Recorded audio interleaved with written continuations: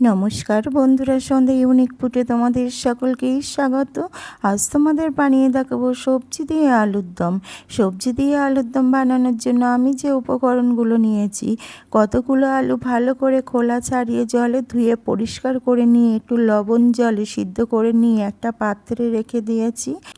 কিছু সবজি আমি কেটে নিয়েছি কুচি করে, যেমন ক্যাপসিকাম কুচি করে নিয়েছি, পেঁপে কুচি করে নিয়েছি, গাজর কুচি করে নিয়েছি আর টমেটো কুচি করে নিয়েছি। তোমরা যারা এখনও আমার চ্যানেলটা সাবস্ক্রাইব করোনি, তোমাদের কাছে আমার অনুরোধ থাকলো দয়া করে তোমরা সবাই আমার চ্যানেলটা সাবস্ক্রাইব করে দিও। 50 গ্রাম মতন বাদাম ভালো করে শুকনো কড়াই ভেজে খোলা ছাড়িয়ে আমি একটা মিক্সচার বোলটের ভিতর দিয়ে গুঁড়ো করে নেব। বাদাম গুঁড়ো করা হয়ে গেলে আমি যে সবজিগুলো আগের থেকে কেটে রেখে দিয়েছিলাম, দেখো আমি পেঁপেগুলো মিক্সচার বোলটের ভিতরে দিয়ে দিচ্ছি। এবার গাজরগুলো দেব, দিয়ে ভালো করে বেটে নেব। গাজর আর পেঁপে বাটা হয়ে গেলে বাকি যে সবজিগুলো আছে, টমেটো, ক্যাপসিকাম, সেগুলোও আমি একইভাবে বেটে নেব। তোমাদের কাছে আমার অনুরোধ থাকলো দয়া করে তোমরা আমার এই সবজি দিয়ে আলুর দম ভিডিওটা প্রথম থেকে শেষ অবধি পুরোটা দেখো। এবার আমি কড়ার ভিতরে পরিমাণ মতন তেল দিয়ে কিছু ফোড়ন দেব। দেখো আমি 3টে এলাচ মুখ ফাটিয়ে দিয়েছি আর 2 টুকরো দারচিনি ফোড়ন দিয়েছি আর অল্প একটু গোটা জিরে ফোড়ন দিয়ে ভালো করে ভেজে নেবার পরে কাঁচা লঙ্কা আর আদা বাটনা ভালো করে ফোড়নের সঙ্গে ভেজে নেব। কাঁচা লঙ্কা আদা বাটনা ফোড়নের সঙ্গে ভাজা হয়ে গেলে আগে আমি যে সবজিগুলো বেটে নিয়ে রেখে দিয়েছিলাম, দেখো আমি ক্যাপসিকাম আর টমেটো বাটনা কড়ার ভিতরে দিয়ে ভালো করে ভেজে নেব। যেহেতু টমেটো আর ক্যাপসিকাম একটু ভালো করে না ভেজে নিলে কাঁচা কাঁচা একটা গন্ধ বেরোবে, তাই আমি টমেটো আর ক্যাপসিকামটা ভালো করে ভেজে নিচ্ছি। আর একটু স্বাদ মতো লবণ দিয়েছি। লবণ দিয়ে ভালো করে ভাজা হয়ে গেলে বাকি যে সবজিগুলো বেটে নিয়েছি আমি সেই সবজিগুলো দিয়ে দেব। তার আগে দেখো আমি পরিমাণ মতন হলুদ গুঁড়ো দিয়েছি। এবার 1 চামচ ধনের গুঁড়ো দিয়েছি আর 1 চামচ জিরের গুঁড়ো দিয়ে ভালো করে টমেটো আর ক্যাপসিকামের সঙ্গে মশলাটা ভেজে নেব। মশলাটা ভাজা হয়ে গেলে আমি 1 চামচ মতন কাশ্মীরি লঙ্কার গুঁড়ো দেব। এখানে আমি গুঁড়ো লঙ্কা ব্যবহার করিনি, যেহেতু আমি আদার সঙ্গে কাঁচা লঙ্কা বেটে নিয়েছিলাম। দেখো 1 চামচ মতন আমি কাশ্মীরি গুঁড়ো লঙ্কা দিচ্ছি, আর হচ্ছে এটা কালার করার জন্য।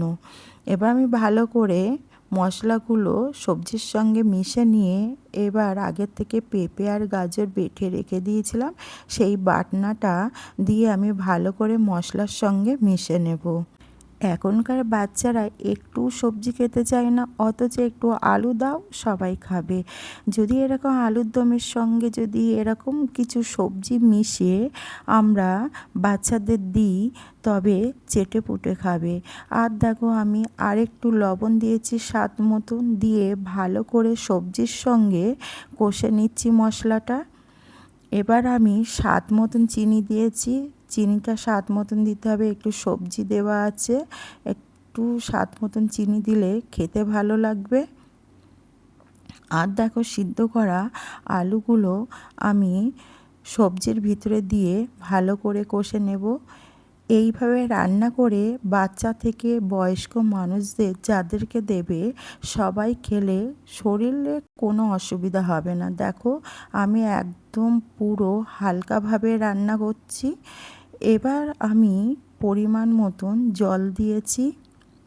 যেহেতু আলুগুলো আমার আগের থেকে সিদ্ধ করা আছে, তাই খুব বেশি আমি জল দেব না। পরিমাণ মতন জল দিয়ে আলুগুলো আমি ভালো করে সিদ্ধ করে নিয়েছি। আর যে সবজি দিয়ে আলুর দম বানানো হচ্ছে, যে খাবে সে একটু বুঝতে পারবে না যে আলুর দমের মধ্যে সবজি দেওয়া হয়েছে। এবার আমি ঢাকনা দিয়ে দেব আর ঢাকনা খুলে দেখাচ্ছি। দেখো আমার পুরো আলু সিদ্ধ হয়ে গেছে আর ঝোলটাও অনেকটা কমে গেছে। আলু সিদ্ধ হয়ে যাবার পরে আমি আগে যে বাদামগুলো ভালো করে গুঁড়ো করে রেখে দিয়েছিলাম সেই বাদামের গুঁড়োগুলো সব কড়ার ভিতরে দিয়ে দেবো। এই যে আমি বাদামটা দিচ্ছি এতে সবজিগুলোর সঙ্গে মিশে যাবে আর খাবার সময় তখন মনে হবে আমি বাদাম দিয়ে আলুর দম খাচ্ছি। তখন আর সবজি কেউ বুঝতেই পারবে না যে আলুর দমের ভিতরে সবজি দেওয়া হয়েছে। তখন বাদামটাই মনে হবে যে বাদাম দিয়ে আলুর দম বানানো হয়েছে। এবার দেখো আমি এক টুকরো বাটার আলুর দমের ভিতরে দিয়ে ভালো করে নাড়াচাড়া করে নিয়ে ঢাকনা দিয়ে রেখে দেব যতক্ষণ বাটারটা আলুর দমের মধ্যে গলে না যায়। এইভাবে এবার আমি ঢাকনা দিয়ে রেখে দেবো। ব্যাস আমার সবজি দিয়ে আলুর দম পুরো রেডি হয়ে গেছে। এবার দেখো একটা পাত্রে ঢেলে তোমাদের দেখাচ্ছি কত সুন্দর হয়েছে। সবজি দিয়ে আলুর দম যদি এইভাবে বানিয়ে নিয়ে লুচি, পরোটা, পোলাও আর রুটি দিয়ে খাওয়া যায়, ব্যাস খুব সুন্দর লাগবে। আর তোমাদের কাছে আমার অনুরোধ থাকলো সবজি দিয়ে আলুর দম যদি তোমাদের ভালো লাগে এই রেসিপিটা তোমরা অবশ্যই বাড়িতে বানিও, আর কেমন হয়েছে সেটা কমেন্টে আমাকে জানিও। আর আমার ভিডিওটা যদি তোমাদের ভালো লাগে অবশ্যই তোমাদের বন্ধু বান্ধবী আত্মীয় স্বজন সবার মধ্যে শেয়ার করে দিও। আর আমার সবজি দিয়ে আলুর দমে একটা লাইক দিয়ে তোমরা সবসময় আমার পাশে থেকো। আবার কাল দেখাবে নতুন একটা রেসিপি নিয়ে। তোমরা সবাই ভালো থেকো, হাসি খুশিতে থেকো।